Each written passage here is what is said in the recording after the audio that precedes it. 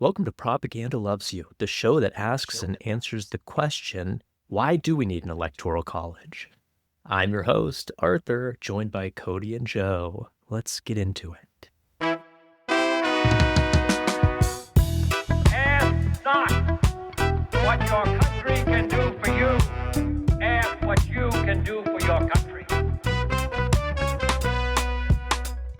We shall fight on the beaches. We shall fight on the landing grounds. Mr. Gorbachev, tear down this wall.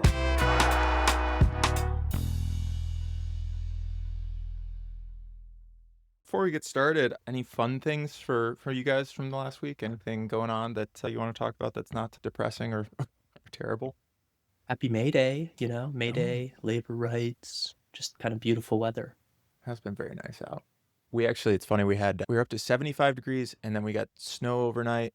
This wasn't last night, and then it was back to like 60. And so now it's, 65 and raining. So it's normal, I guess, Adirondack springtime weather here. But a couple things that I wanted to mention from like just a follow-up from our last episode, I think. Actually one that's not a follow-up at all. Did you guys play Oblivion as kids? Like the game? No? Never. All right. Well, this is a dead reference. But I was a big Skyrim fan. Okay. I did love Skyrim. That's the only Elder Scrolls I've played, but I liked it a lot. Got it. So Elder Scrolls, Bethesda dropped, it was like in partnership with another studio, but the remastered version of Oblivion. So now it's like there's the game before Skyrim. That was like the one that I played all through high school pretty much. But yeah, remastered version, the graphics are like just as good, if not better than, like they're better than Skyrim graphics, I think. So I've been playing that. A lot of nostalgia jumping back into that game makes me think of like, 10th grade in high school or something like that, like where I was at that point. I did download the new Oblivion and I did play it. What'd you think? You're like, oh, this is too old. It's really fun. I totally agree that the graphics are better than Skyrim. They allow you to like jump and run, which is fun. And I always kind of go into like art. Like I always thought like sneak archery was really fun in Skyrim. So I tried to do that in Oblivion and it was really fun. And they just let you like, I don't know, it's like an easier system. It was surprising that like a remaster is better than a title like Skyrim. So Yeah. it's cool. Yeah. It's becoming a problem because now I'm hogging up the, TV. I've been doing some of that nostalgia gaming too. I've been like a lifelong Final Fantasy player, and that's like my main gaming series since like Final Fantasy 7, like the PlayStation 1 series and everything. So they've been doing remakes of some of the old titles. Like they have remade Final Fantasy 7 into like a fully new game, same story and everything, but new mechanics, new graphics, new battle system and everything. And they've like expanded it into a bigger and bigger world. Oh, So they're sweet. like on the third version of that game, and I've been playing the remakes and they're just really fun. I don't know. Like you're saying, Code, just brings you back to like easier moments from high school or middle school when it was just Gotta like log on to going RuneScape. school and video Yeah. games. You It's like just hang that out was with- the 007. That was always, Good will always bring me back. I'm sure GoldenEye. But that's been fun. And then I mentioned the Bernie Sanders sign up thing in the last episode. So they had a kickoff Zoom call this week that was basically like if you signed up in any way, like if it was just like a supporting role or if it was like signed up interest to be a candidate at some point. They did this big Zoom call where basically like Bernie Sanders talked for a little bit just about the current political moment we're in and a little bit about what he's seen from the tours, like the appetite for like a strong working class political movement. And then he talked about like, I think some concerns that people would normally have when thinking about running for office, like I'm not qualified or I don't know enough and whatnot. I basically made some reassurances. I'm paraphrasing here, but like I'm a senator, trust me. Like you know more than you think you do, or like you'll be okay in this scenario. But it was cool. And then they had like 3 different groups that came on and kind of gave a spiel, 3 groups that all do organizing and helping candidates. I think it was, I'm blanking on it now. I should have written these down. But Run for Something was one of them. Is it actually called Run for Something, or is it like Run for Yeah, Run for Something. some? Okay. I've been on one of their nice. calls They do a lot of recruiting for politicians. Yeah, it was run for something, and then the National Democratic Training Committee. Anyway, it's actually not like part of the Democratic Party, but it's like another organization that works to get people elected. Anyway, so after the call, after each of these organizations kind of talk through what they did and like the type of candidates they supported. After the call, you would get an email from one of those groups, depending how you kind of like filled out the survey and what you were interested in. So it would like align you to the right group, your area or interest, like if you're running for state, local, national, whatever that might be. And then there's follow-up calls, I think, with each of those groups based off of like who you were matched with. And I'm sure it's just a funnel from there, right? Like if you attended the first one, then you attend the one with the other group, and then I'm sure there's follow-ups that you got to do. But yeah, I'll keep going through and keep you guys updated on what that process looks like. But yeah, so far it's been interesting. It's pretty cool. Yeah, pushing to get more people running for office. So it's good, I think.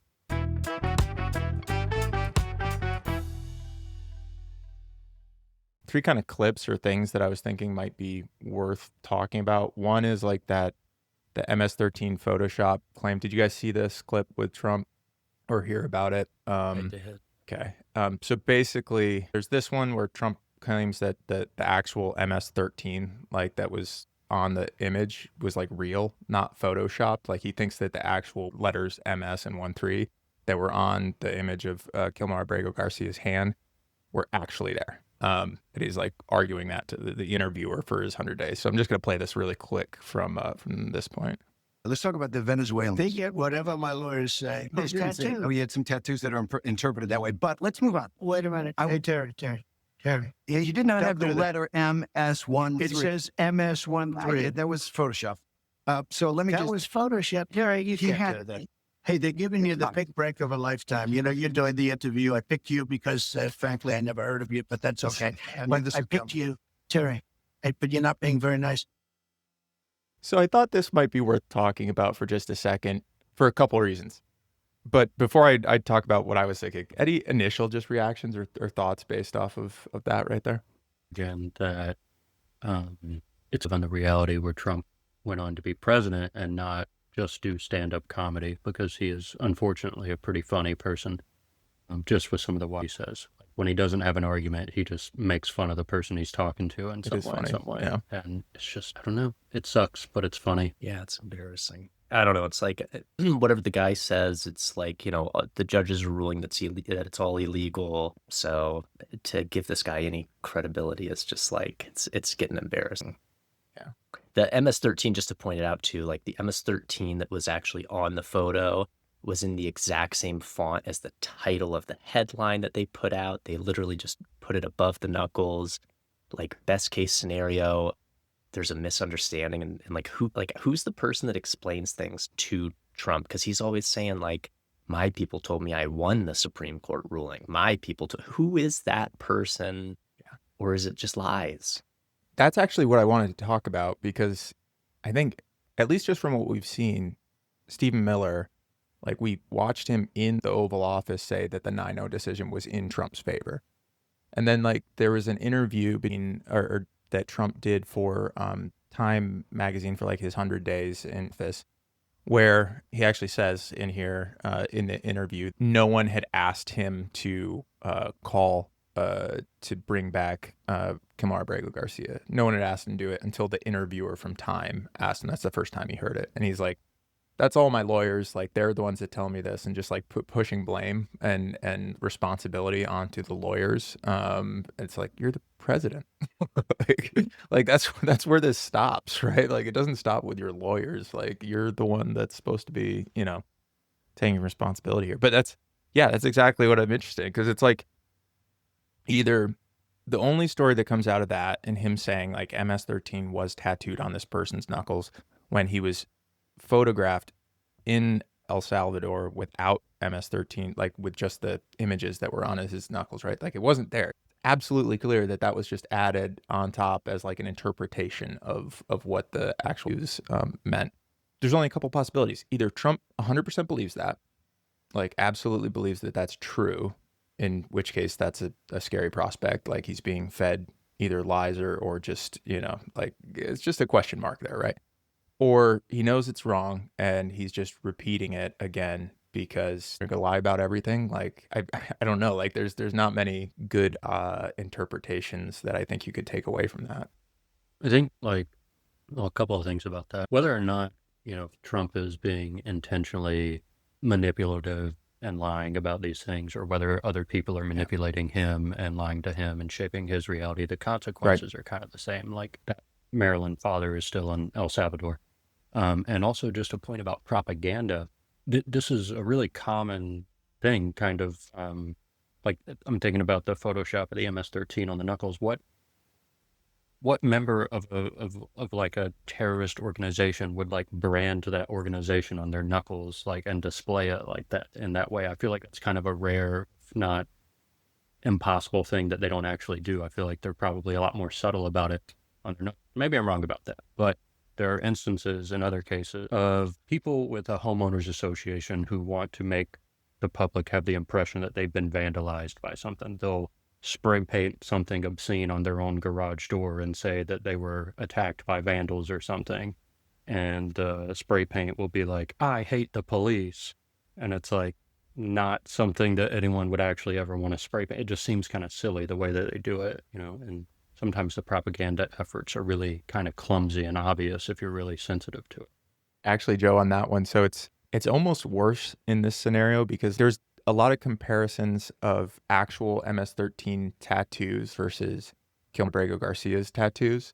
At least the ones that I've seen are more obvious than what Kilmabrego Garcia has. So like he had tattooed on his hand, like it was, I think the implication was like a marijuana leaf on one finger. So they're saying that's an M, a smiley face. So they're saying that's an S. And then there was like a cross and a skull, and they're saying those are like 1 and 3. Like that's how they're equating this to like MS-13. But then if you go and you do like that comparison, like the other like gang tattoos are literally like MS-13, like in like the stylized like italic. So the comparison between the two, it's almost worse because it's like no, like the actual tattoos are pretty explicit, and then that's the Photoshop piece, right, of MS-13 on top and saying like, oh no, it's the tattoo. So My other thought of it was like the guy keeps saying, like Donald Trump keeps saying over and over about a lot of justifications here. He keeps saying like, my lawyers, they gotta handle this, my lawyers. The guy on day one appointed himself to be like the law for all agencies over the executive branch. He's like been in so many courtrooms over his life. Like, why is he listening to his lawyers? He is literally dictating the law. The whole lawyer thing, it's really just a cop out. bugging me. Yeah. It's just like, yeah, super bullshit.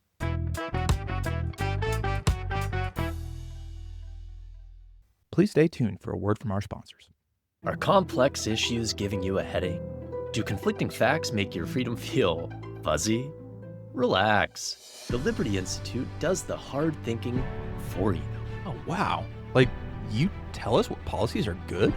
We provide unimpeachable, internally peer-reviewed policy solutions grounded in the principles that mattered. We distill confusing reality into simple, actionable truths. Why wrestle with nuance when you can have some certainty? So, when politicians suddenly agree on things like market-based breathing rights, that's you? We provide the intellectual ammunition. They just pull the trigger. The Liberty Institute, making freedom simple again. Side effects of adopting our policies may include cognitive dissonance, loss of independent thought, and minor societal collapse. Results may vary.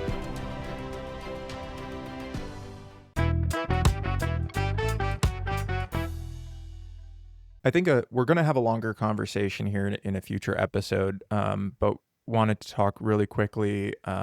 We've been, I think, kicking it back and forth a few different ideas on how to broach the topic of how we do research for the show and like to prepare for these conversations. So it's like how we do research for that. We want to talk about that and be transparent and like the tools that we're using, like the process that we go through. But then also while we're making the show, there are segments that have been like pre-researched and, kind of scripted out, like a specific storyline that we want to go with. And we've already kind of fact checked that. And usually we put all of that into the show notes.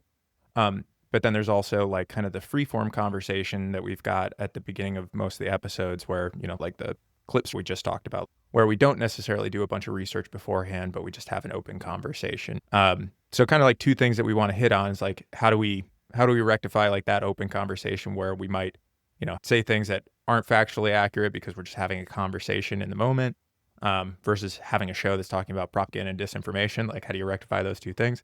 And then also how we're doing research so that everyone can, have that transparency and so that they understand where the information that we're providing is coming from in the first place. So we'll probably have a deeper conversation about that. But Arthur, I don't know if we want to talk about that a little bit, just to prep for that. Yeah, I think on one of them, talking about like off the cuff, remarks and like, sometimes we operate on these articles from memory from like weeks ago, and the news cycle, this is not like as an excuse at all, but the news cycle is really hectic and to keep up with all of it. So I think, yeah, we're trying to like make a point to double check. And yeah, I don't know if that looks like, at the end of an episode, like we have our own like kind of grilling and we go into like, I think one time I said like the population of California was like 60 million people and it's actually like 40 or something, so 20 million people made up. Or if we just like put that in the show notes or whatever, specify, like I was talking about the city of Eugene's military budget and, numbers like that kind of are estimated versus like what they actually end up really being, and taking accountability for that. Yeah, I think one of the things that we talked about, or one of the things that, well, we talked about this and we're going to try it, but I need to kind of build it first. So it's just taking a minute to get it put up and running. But what we're going to try to do, I think maybe we can do this not for this episode, but for like the next episode. At the beginning of that episode, we'll kind of review basically everything that we just talked about in this opening section of this episode on democracy that, wasn't necessarily fact checked beforehand. And I'm going to run it through some fact checkers, and then we'll kind of turn it into a little bit of a game, right? At the beginning of the episode, we'll guess, hey, from the last episode, like, was anything wrong? If it was, like, can we guess, like, how many things we got inaccurate and, like, bonus points if we can name what they are? And maybe we can turn this into, like, a game where any listener can play along, and maybe even we'll get, sticker prizes at some point if you get it all right on Reddit or something, it'll evolve like as we figure it out. But yeah, we did want to kind of address that. And yeah, we're going to come up with a way to sort of just make sure that we're keeping ourselves, checking ourselves and making sure that we're putting out accurate information. Joe, any thoughts on that? No, I love it. Just a regular checking in on how we're doing, reflecting on our process. This is kind of like the recursive cycle of personal growth. Like, you can't assume that the line is just going to keep going straight up. You're going to have bumps along that progression, and you have to like take it in stride, accept that you're going to make mistakes, take ownership for your mistakes, keep it moving at the same time. Sometimes, like, I've in my own journey in life, just learning how to do the things I want to do, personal failures or setbacks can be hard sometimes. When something gets pointed out to you that you screwed up in some way, it's like, sometimes it's really hard to keep going after that. You just sort of take a hit. You're like, oh, now I don't want to do anything at all, But the challenge is kind of accepting that those mistakes are inevitable and, understanding that we got to learn from them as they happen and grow and keep moving. So I love it. Excited. Arthur, anything you want to kind of prep the audience for before we go into the kind of the main segment on democracy, origins of propaganda and democracy? Yeah, democracy. Yeah, I think, in this episode, we kind of discussed democracy from more of a generic or like kind of a heightened perspective, thinking about the roots of democracy and what it kind of means and how it plays out in the long run. We talk about, of course, modern democracy too, and whether or not what we are right now is considered that. It's hard to remember. It was like, it seems like a month ago, Not, I think it was a month ago. It might have been more than like February. Yeah.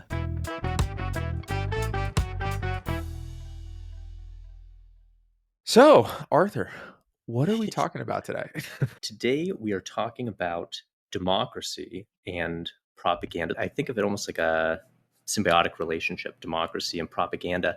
I think a lot of people don't know that it was really kind of baked into democracy because rhetoric and persuasion are really at the heart of it. So I think today just wanted to go through democracy and propaganda, see the inception of the relationship, how it plays out throughout some historical points, and maybe where it's reflected today in our discourse, and see if perhaps there is some distorted dialogue in the heart of democracy. So the argument is that propaganda was kind of baked into democracy because the democratic process is all about trying to convince people of your side. Yeah, I think that, when you see political campaigns, whether they're in any form of media, that it is persuasion and it's kind of this sophist viewpoint on persuading the masses that you are correct and that your political regime should be in charge. Do you think that's fair to say? Yeah, I do.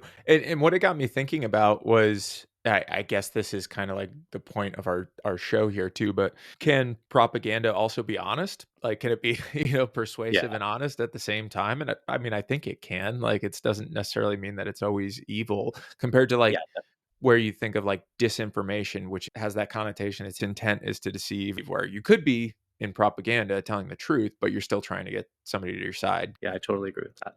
So I think when we think of propaganda, we often, associate it with authoritarian regimes, but really it might be a fundamental part of democracy itself. And within that, we'll look at key moments here where we'll ask, is democracy even possible without some form of propaganda, whether it's good or evil? So yeah, kind of the first point I wanted to talk about is the birth of democratic ideals and early propaganda and how it kind of formed. Before democracy, of course, in Greece, there were aristocracies, there were monarchies, oligarchies.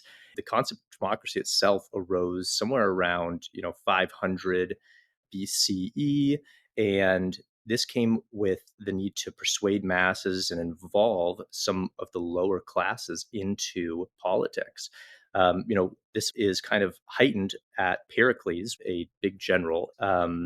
Do you think Pericles is like a known figure? Do I need to give like a descriptor of the general guy? Yeah, Pericles, like what I think is, I think of the movie Troy, I was and thinking of the movie like is that the 300 or same? something. Yeah. Oh The man. last time I saw Troy, all I remember was Brad Pitt looking amazing, and and then the whole like David Goliath scene, and it's so good. Yeah, yeah, definitely. Yeah, I feel like, oh no, it was Patrocles. I fucked that one Oh, up. Patrick Lees. Okay. Yeah, yeah, Pericles. No, I don't know who Pericles was. Okay, so democracy was formed around 500 BCE in ancient Greece, and this was, heightened when Pericles gave a famous funeral oration. He was a general at the time and led the war efforts against the Peloponnesian War.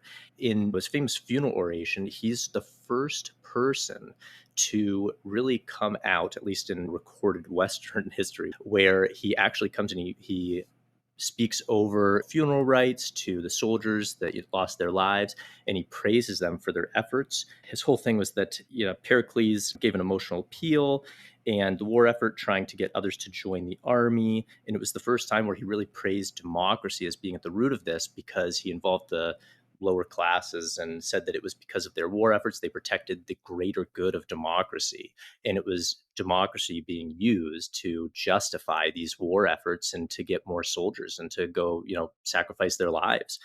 They start, getting the lower classes involved in voting and trying to make it less of an aristocracy or whatever it was before. Really, this comes from the sophists who, I studied philosophy, and sophist is definitely a part of the word. I think its root is Sophia, which means wisdom, knowledge. So philosophy is like love of wisdom. And the sophists, though, they were users of rhetoric, where they would use rhetoric to persuade the masses and would use fancy speech. And that's really the heart of, in my viewpoint, kind of propaganda and what it is, because it is a persuasive tool in speech. And the most famous sophist I think everybody is familiar with is Cicero, of course, of Rome. And Cicero really used rhetoric to sway public opinion. He was against Julius Caesar and Mark Antony, who were trying to have more dictatorships. And it was kind of a funny anecdote when I was researching this that he actually was killed by Mark Antony after Julius Caesar was murdered. And Mark Antony posed him to be going after a dictatorship. So anyway, kind of the root of propaganda in democracy, at least, using this kind of rhetoric in political persuasion.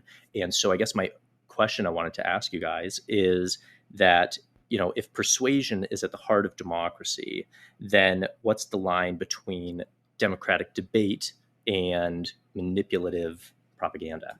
It's an interesting question. I'm kind of struggling because it's like, can you draw the line? Can you totally divide it? And like, I don't know. I kind of want to understand what we mean by democratic debate. Like, I guess to me, that phrase kind of implies a debate that's egalitarian, where all sides in the debate have an equally influential voice in the conversation. And that's a kind of idealism that's never really been achieved other than like as an aspiration or something. And so, Arthur, you're saying that like propaganda with the sophists and everything was from the beginning sort of in the mix with the conversations about democracy.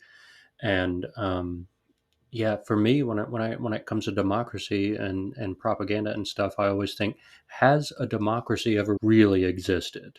Like we have the idea of it. We have the idea that there's a society that can be ruled by a majority will of the people, and that implies that it's possible to measure accurately and fairly, without deception, the actual majority will of the people.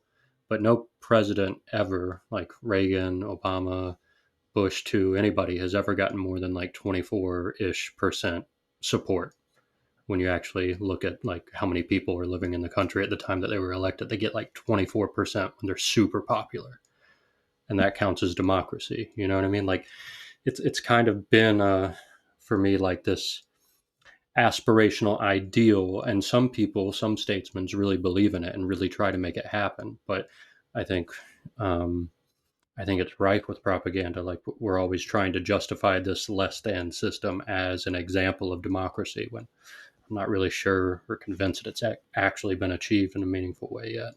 Yeah, I don't know if that answers your question, but the difference between democratic debate and propaganda feels like a hard line to draw for me. Yeah. Yeah, definitely. I think about that too a lot, where you're saying like this thing, it's theoretical, but it hasn't actually been actualized, whatever, in reality. And definitely the same is case for a lot of different forms of politics, like communism. They're often cited as, there's these examples that are bad, but it's like, that wasn't really the ideal. And I think a lot about how society, it's like, definitely there's like an economic system, and then there's like the political system, it seems. And we're living in like capitalism democracy, and we ought to be living in like democracy insert economic system, whatever. Yeah, I like that. Sort of how the economic material setup of a society to a large degree determines what kind of politics are even possible. Yeah, right. Definitely.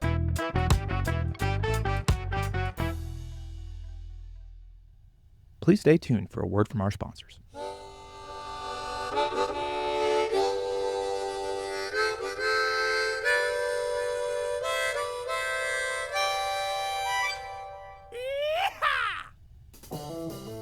Tired of a weak, woke coffee funding causes you don't believe in? Then grab a mug of Victory Coffee, 100% American freedom. I can really taste the patriotism, and it definitely doesn't have that liberal aftertaste. That's right. Victory Coffee is specially roasted to support traditional values and peak performance. No pronouns in our percolator. Start your day strong, start your day right. Makes me want to stand up and pledge allegiance. Drink Victory Coffee, because your morning brew shouldn't support the enemy. Victory Coffee contains caffeine, does not actually contain patriotism, though proceeds may fund ideologically aligned lobbying via Deceive America PAC.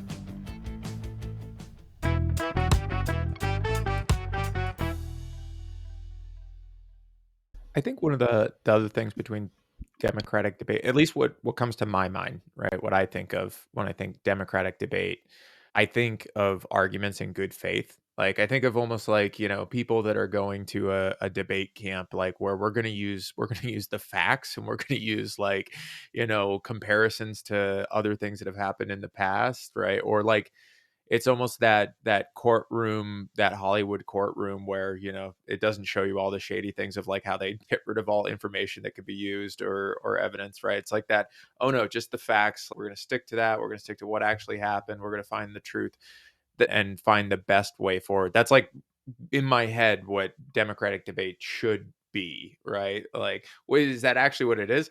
I don't know. I don't think so. That's not how it's being done nowadays. But then when I think of like manipulative propaganda, that makes me think more of like what I was talking about earlier, like disinformation, like trying to purposely confuse or mislead people, vice trying to use like facts as your weapon. You're trying to use manipulation or misleading or something like that as the tool or weapon. That's kind of what comes to my head when I think about those two things. Yeah, I think more about how maybe it's more like democratic debate or like more like political persuasion, iconic speeches. Like I think of Reagan talking about welfare queens and how it's like he's giving this political speech and whatever, but like at the same time, like he just drops this kind of term and goes through it and leaves it there and keeps carrying on, or one that I wrote down to talk about later, whatever, is Barack Obama in 2013. He says something akin of like, and I'll read it later, but it's something like, it doesn't matter if any injustice has been done to you. If you just keep moving, keep grinding, nobody can stop you. And it's just like, what? So I guess those kind of like speeches of like, how is that democratic versus propaganda and manipulation? Yeah, it's like, what is the point of the messaging really? Like when you, from the point of view of the statesman, like what, what's the intention behind sending that message? Yeah. If people who are just deadbeat exhausted every single day, working their asses off, wanting it to mean something, to count for something, and then they have this subtle belief that if they just keep grinding, it'll work out. In the meantime, they're producing insane value for Yeah. shareholders while their life is barely ticking by, struggling in any number of ways. So, what's the intention behind a head of state making that kind of statement to try to influence these people to keep believing in that overblown myth of possibility? The idea that regular people are just temporarily embarrassed millionaires who haven't made it yet, rather than like almost homeless, right? Like we're much closer to being homeless, most of us, than we are to being billionaires. So like the vision is skewed, and there's someone like intentionally, there's some people intentionally putting their foot on that lever to like, keep feeding that mythology into the culture. Like if you just keep grinding, you just keep grinding, like what's the real intention there? It feels more and more insidious the more I think about it. But especially someone like Obama, who tapped into so much like earnest hope in the culture, like really got people's hopes up about what was possible. And then, I mean, we can talk about his disappointments or whatever, but anyway. Yeah. We're all getting healthcare. Now it turned into you have to pay for healthcare or you get penalized. Okay, it's too insidious. Yeah, let's move on. I think it's. I feel like we could go down that well for days. So, democracy is founded in ancient Greece, and kind of baked into the recipe is naturally persuasion of the masses to determine what political regime is going to be in charge. The next kind of point in history that I thought was really interesting and kind of deployed this messaging was the invention of the printing press in around 1440 by Gutenberg. And this is, of course, after the Renaissance and the Enlightenment. The printing press, suddenly allowed information to not just be for elites and to be, safeguarded. It allowed it to go to the masses. And these became pamphlets and books, newspapers, and it really fueled democratic revolutions. But it also meant that propaganda also became more sophisticated. The famous ones that I thought of were Martin Luther's theses, where he kind of goes and he prints the pamphlets against the church, because at the time he thought the church was too elite and they kept their information to themselves and they weren't really telling the truth. He had this famous quote around the Catholic Church's authority at the time saying, why does not the Pope empty purgatory for the sake of holy love? Which he's basically going against the church and their values and saying, how come the Pope doesn't help out all of the masses? And of course, the Catholic Church response was something along the lines of, the Pope doesn't have the authority, only God. Anyway, this is all just to say that the woodcuts and the images that he printed up about him being a hero and the church being, evil, it allowed all of this information to get distilled into the masses. So the printing press really was essential in deploying information and good, information and all this propaganda. The other one that came to mind was Common Sense by Thomas Paine.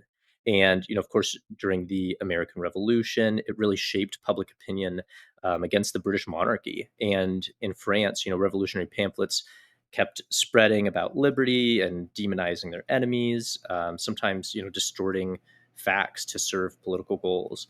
So all of that with the printing press kind of expanding democratic discourse, it introduced a new way to manipulate public opinion because now imagery could also go along with these words. As I mentioned, Martin Luther had images about him being kind of the hero and he demonized the Pope. And so, did the printing press really democratize information or did it shift propaganda into a new medium? Let's talk about a kind of like printed word and imagery in this context of the printing press and, how it relates to shifting propaganda into kind of a modern world. Yeah, I think about with the printing press and stuff and any of these other technological leaps and our ability to reproduce and distribute information, it feels important to think who's in control of the technology, who has access to producing information. The printing press existed. Was it super expensive to acquire a press? Did you have to be a sort of maybe not an aristocrat, but maybe part of the moderate elite class to even access a printing press? So that class is sort of in charge of who gets to print information. Maybe if you're a rando, you can go to so and so's printing shop and say, "Hey, I've a manifesto I need to print and distribute to everybody." There's a person there that can be like, there's some gatekeeper in a meaningful sense there, depending on who controls the technology. Which is why it seems like with each technological jump, the more it spreads to the hands of regular people, the more potentially dangerous it is, which is what's crazy about the internet. It's like any random person can have like a viral moment and spread their information to the masses. But yeah, with the printing press, I think about that as and before that, it was really, really hard to make a book, right? It was really time consuming, the sort of handwriting and transcription and everything that went into it.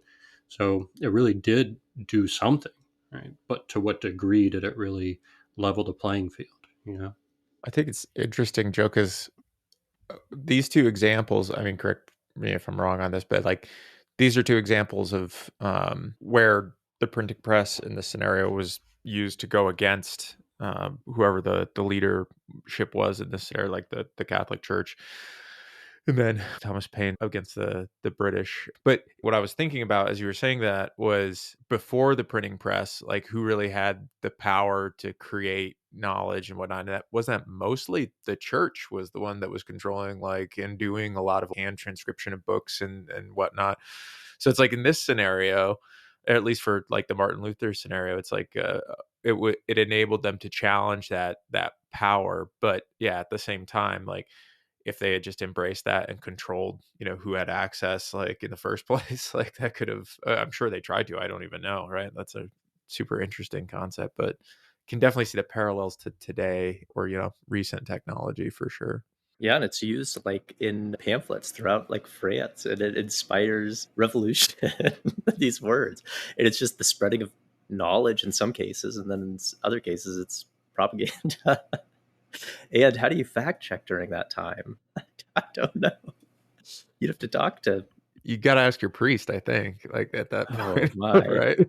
It's almost like the fact checking is like a secondary operation when you think I'm just thinking about you starting with the Greeks and the Sophists and how much thought went into rhetoric. Like it's a whole discipline that people get PhDs in now. It's just like studying how to use language to influence different audience situations. And the classic three categories in rhetoric are or logos, pathos, and ego or ethos, right? So a logical explanation, a sort of emotional appeal, pathos, and then the ethos being like sort of an appeal to authority. You should trust this person's word because they're the president of the United States or whoever, right?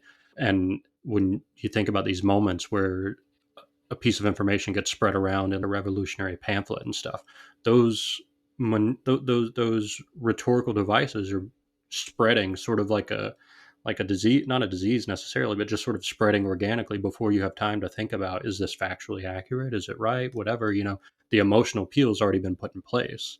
You can point out how much Trump lies about immigrants and stuff, but his message has an emotional logic to it that doesn't really have much interest in being accurate. And so if you're trying to combat an emotional message with fact checking, it's like you're kind of missing the point, or you're missing how that information is working in the society. It makes it really nasty and hard to control. And yeah, like revolutions that are good can start, and then like fascist revolutions can also start. And it's like, shit.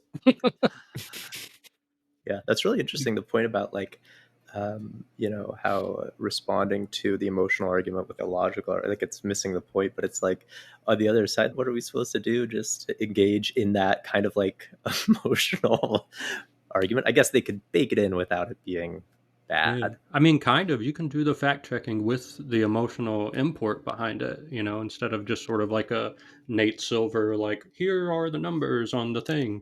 You can like slam your fist on the table like Bernie Sanders when you're saying it and say, here are the numbers on the thing. Like, and just like really, you can imbue the fact checking with an emotional import, I guess. And that's sort of the art of political discourse, is like learning how to be kind of ethical about that use, like be transparent about why you're emotional, right?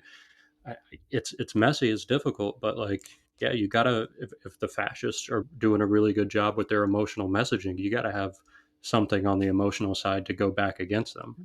That's how I feel. So, Joe, it was the printing press. What I'm hearing is it was the printing press that enabled the propaganda of democracy, and it's the internet that's going to enable the propaganda of fascism, right? Is that the cycle we're caught in? I mean, it kind of enables everything. Democracy could use the internet. Like if the democracy idealists want to use the internet, and they do, some of them do. It's just the fascists are really good at it right now, and so we need, whether it's pro democracy, pro community, pro mutual aid, just offering an alternative value that isn't just a piece of data. It's meaningful. It makes people feel like there's work to do that matters within the society. And that work is involved with connecting people and supporting people and having like a mutual strength built out of that, rather than the sort of isolationist, keep your head on a swivel, don't trust anybody kind of rhetoric. And how do you get the algorithms aligned to that? I think is the big question, right? Like how do you incentivize tech to promote that type of engagement? Yeah, I don't know. That's it's like the internet is not democratic. So it's like, can democracy use tools that are not of itself and outside the system? Because it's definitely controlled by the few, and the message and the algorithm. And even that, like some people would have a problem with you saying, have the algorithm drive more community engagement. They'd be like, Yeah, totally. And what's the alternative, right? But like, it's definitely, you don't want that to be the arbiter, right? In any way, you don't want technology or the people that control it to be the arbiter of what you see and I guess therefore believe. But unfortunately, that's where we are. So what the options are, maybe use that technology to drive people hopefully to do more in person, like go out and meet people, go out and talk and engage in the community. Is like what you were saying, Joe, earlier, is like you can get people face to face and not being fed what they should be watching or listening to. Yeah, I mean, kind of, but also like it can happen on the internet too. Like, I don't know, I think about Wikipedia as an interesting model. As an English professor, I'm a huge fan of Wikipedia. I remember being in middle school and my teachers wagging their fingers like, don't use Wikipedia. It's not trustworthy. You can't trust it. It's one of the best things the internet's ever done. I'm dead serious. It might be the best thing the internet has ever done is Wikipedia in a really meaningful way. Just that access to information, the open source model, the sort of collaborative editing effort with tiers of experts that are credentialed and stuff. Like, yeah, any page can get edited, but depending on how heavy the traffic is on certain pages, there are like subject matter experts that do regular checking and sort of skimming on those pages to stay on top of the misinformation or whatever. But yeah, it comes back to how is the platform supported? Like literally, like where are the servers? Who controls them? Who's allowed to make edits? Who's allowed to post? Is there a censorship apparatus? What is that? So there are these main corporate capitalist models that dominate most of that, like the social media platforms. And yeah, they're really scary when rich people realize they can just use their influence to sway politicians to do whatever. I remember right after, I think, the inauguration, there was this Instagram thing where like so many people realized that they were following JD Vance or Trump on Instagram, and they were like, "No, I'm not. I never follow." And like so many random like people I know, like that would never. I don't know. It's kind of weird. They just automatically make millions and millions of people follow these politicians. Like that's so weird. So, is there an open source sort of Wikipedia like social media we could move towards and stop using these platforms? I don't know, but that requires an army of people motivated enough to maintain it, to do all the tech work behind the scenes to keep it up and all that stuff. But it's possible, but it's just harder, and like there's no money in it, right? That's the other thing. It's like it's so easy to just throw a fat paycheck at someone and be like, no, come work for us. Yeah, and there's also like serotonin involved, everybody is just getting off on all this stuff, and it's like like the movie Wall-E, where they're on the cruise ship and they're all just lying down and the little robots are doing everything for them and they can't even get up or move. They're just touring the universe or whatever. It's like, how do you convince the people to stand up and use the feet? I'm just upset that we're at this point in timeline, and I wasn't born 200 years later, so I could have been one of those cruise people just like sitting in a chair for my entire life. Really missed out on that one. Pretty awesome. That's it from us this week. If you enjoy the show, please share with your friends or family, and subscribe or follow and leave us a review. Thanks again for listening, and remember that propaganda loves you.